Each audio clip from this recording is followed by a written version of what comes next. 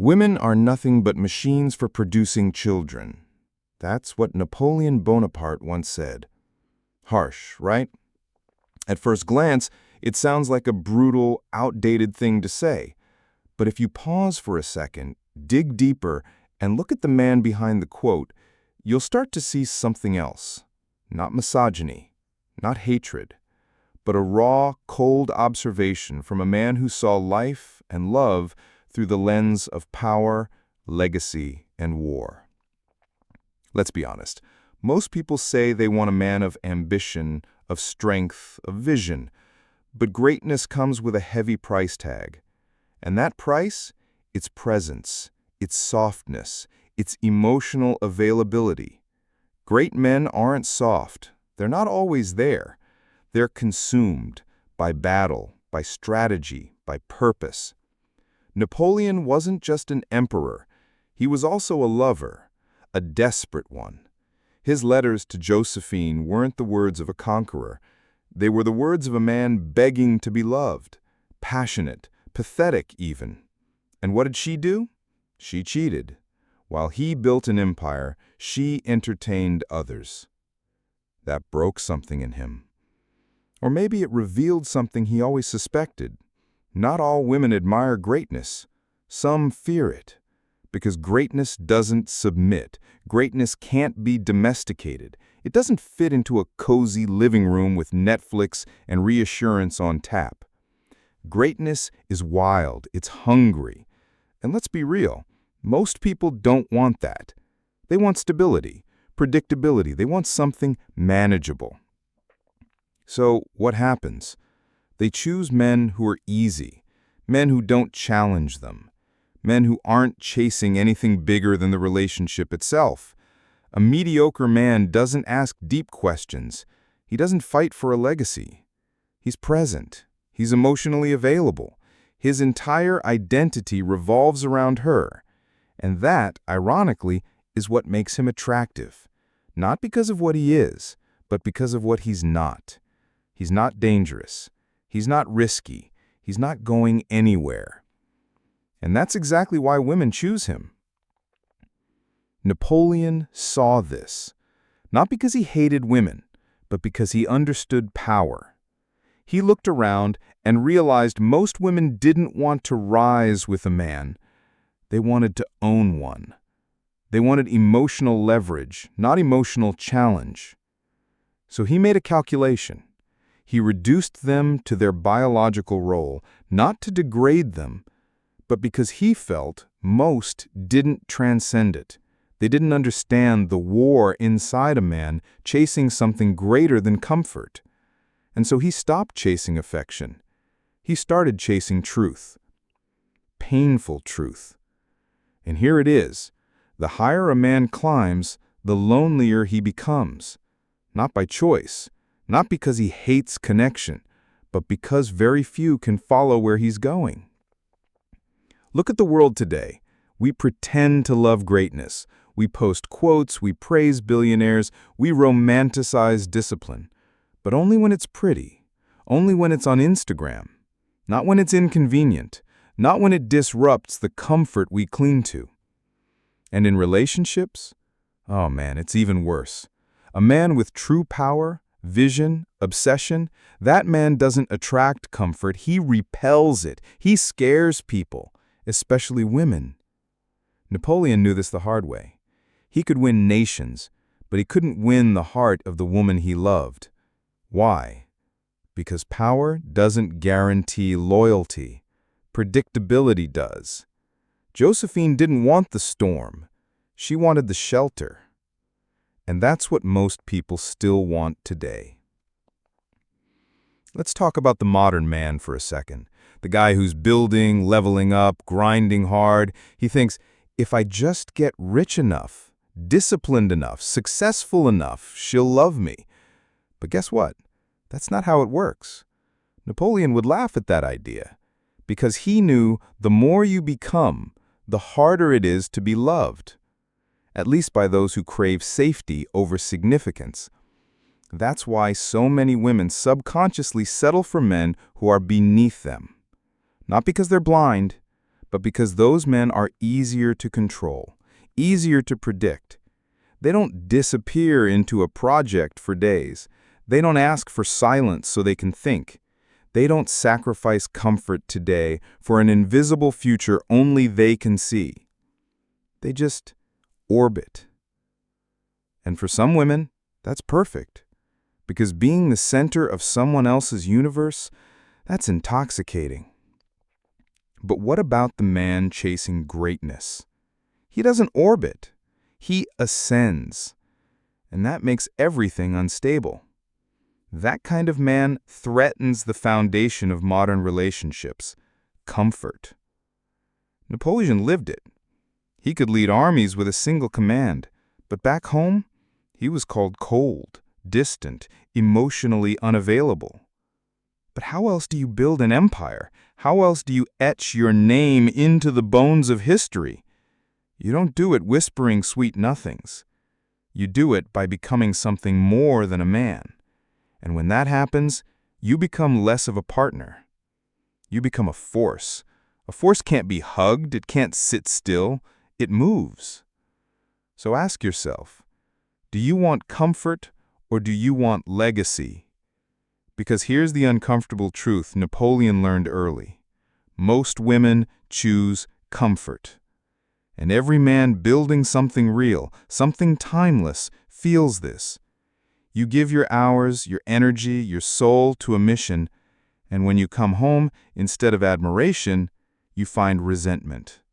You're told you're distant, you don't care, you're too obsessed. But let me say this clearly. That obsession is what separates you from every other man. That fire is the only reason you'll ever be remembered. You see, men like Napoleon weren't made to coddle. They were made to lead, to forge, to dominate. That kind of man isn't compatible with today's relationship model. The script says he has to be emotionally tuned in, always available, constantly reassuring. But that man, he's at war. With time, with doubt, with mediocrity. And war doesn't pause for date night. Let's not twist this. Napoleon didn't hate women, but he did recognize a brutal reality. What most women say they want and what they choose, those are two different things.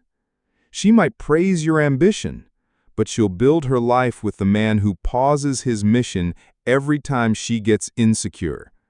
She might say she wants a king, but what she really wants is someone who makes her feel like a queen every single second. That's not partnership. That's emotional leverage. And if you think love alone will save you from this truth, ask yourself, why do so many brilliant, disciplined, self-made men end up abandoned? It's not because they failed. It's because love without understanding is a ticking bomb. They loved the result. They hated the process. They admired the fire until they realized it burns everything in its path, including them.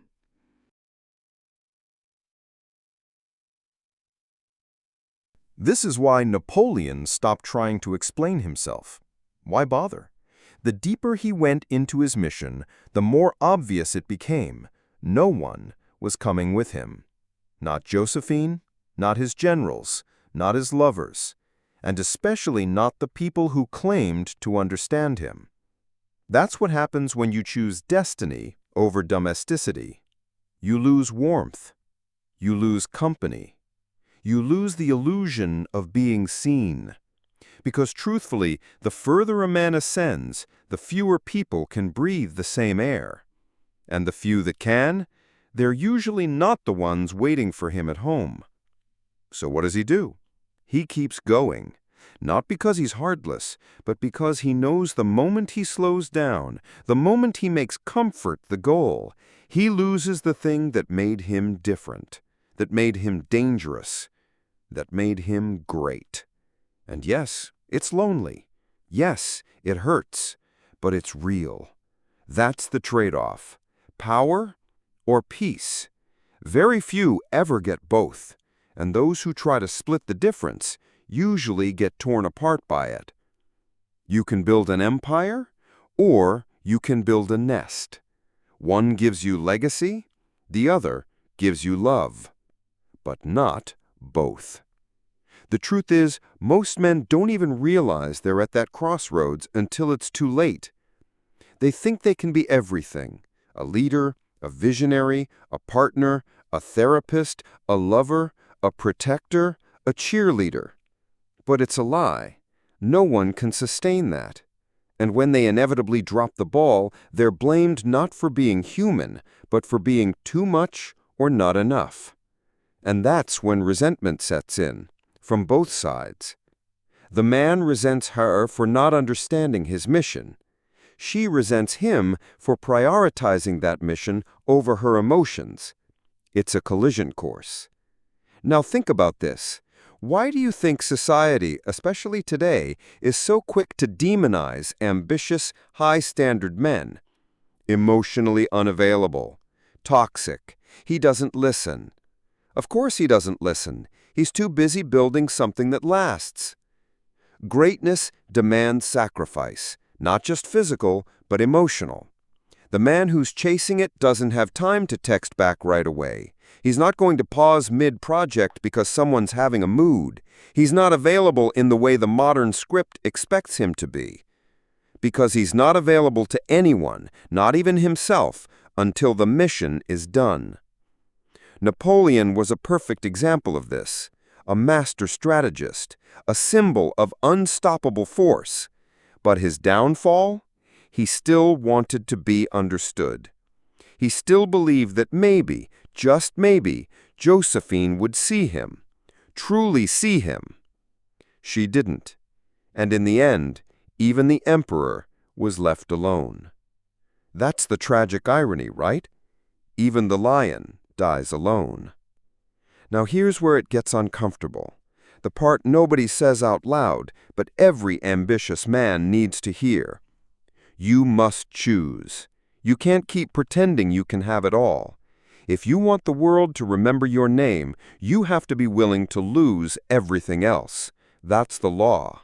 And no, it's not fair, it's not soft, it's not romantic, but it's real. And here's something even more bitter. While you're out bleeding for your vision, the man who chose comfort will be loved. He'll be praised. He'll be seen as a good man. And he is. He's dependable. He's kind. He's there. But he'll never be respected. He'll never be followed into battle, never be needed in the way that shakes the soul, because nothing about him leads. He exists to orbit, to support, to make sure she feels emotionally secure. And that's enough, for her, for society, for most people, but not for you. Because you're not here to be enough. You're here to be great. That means you won't be universally loved. You won't be universally understood. And the people who do try to understand you, they'll often get tired, because your pace is not sustainable for the average soul. So what happens? She leaves. Not because you failed her, but because you were never meant to be hers in the first place. You weren't built for her comfort. You were built for your calling. And the truth is, your fire scared her. Not because it was evil, but because it demanded more from her, from life, from the relationship. And most people, they don't want to grow. They want to stay. They want to rest, not rise. So don't envy the man she chose instead, the one who smiles a lot, the one who always knows the right thing to say, the one who tells her she's everything. Because deep down, she doesn't admire him. She may love him, she may marry him, she may even post about him. But that little voice in her head knows she didn't choose a king. She chose a servant who looked like one. And you? If you're the man burning at 2 a.m., sacrificing comfort, obsessed with creating something no one else can even see yet, you weren't rejected for your flaws. You were rejected for your intensity. You were rejected for being too real, too raw, too awake. Here's the brutal truth most men never hear. You weren't left because you failed her. You were left because being with you meant she had to change. And change is terrifying, especially when it's not on her terms. When it comes from being around someone who doesn't need her to feel whole, someone who doesn't bend to her moods or slow down for her doubts or sacrifice vision just to maintain peace. That's what terrifies most people, especially women used to emotional leverage. They can't control you. They can't soften you. They can't turn your focus inward because your eyes are locked on the horizon. You're not orbiting around their approval. You're chasing something higher, something they can't always see. And so they do what feels safe. They choose the man who can be molded, the one who texts back right away, who cancels the gym to talk things out, who reshapes his entire life to fit inside hers. That's the man who gets chosen, not because he inspires her, but because he reassures her. Not because she truly respects him, but because he never makes her feel insecure. But here's the thing, she'll never really follow that man. She may love him, she may cherish him, but she won't follow him, because he doesn't lead. That's the tragedy of modern relationships. We've built a world where soft men are celebrated, where safe men are adored, but the men who actually shape the world, the ones who endure, who sacrifice, who bleed, they're cast as cold, distant, dangerous. But remember this, the world still bows to danger, even if it doesn't want to admit it. Look, if you're that man who won't kneel, who won't shrink, who won't stop, you have to understand this. Your path is not meant to be cozy. It's meant to be legendary. But legends come at a cost. You won't be understood. You won't be adored by the masses. You might not even be loved by the woman you thought would stay. But you will be remembered. And the truth? You weren't made for comfort.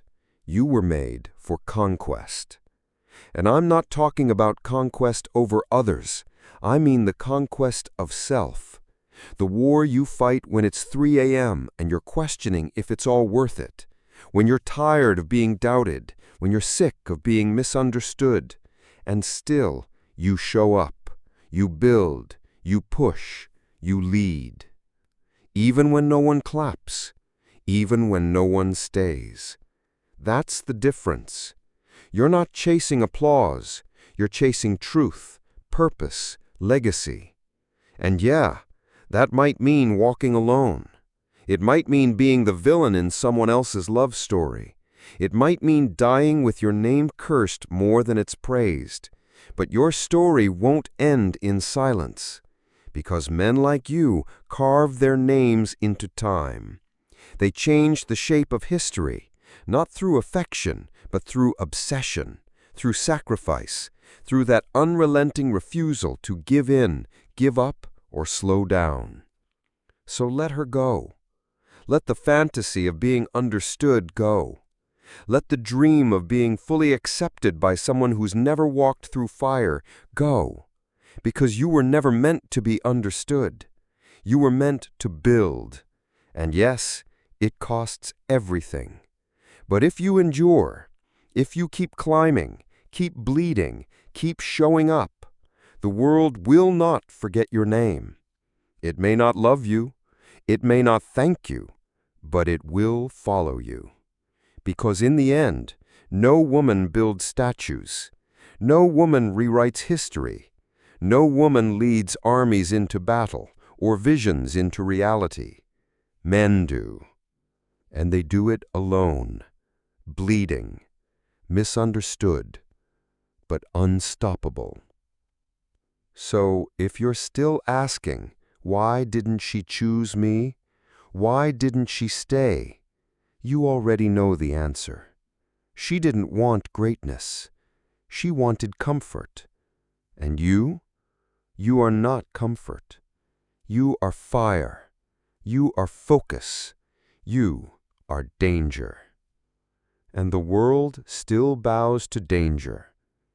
If this hit you in the gut, if it made you see your life, your mission, your pain through a new lens, don't walk away quietly. Like, share, subscribe, join the channel, support what we're building. Because just like greatness, truth isn't cheap. It's not supposed to be.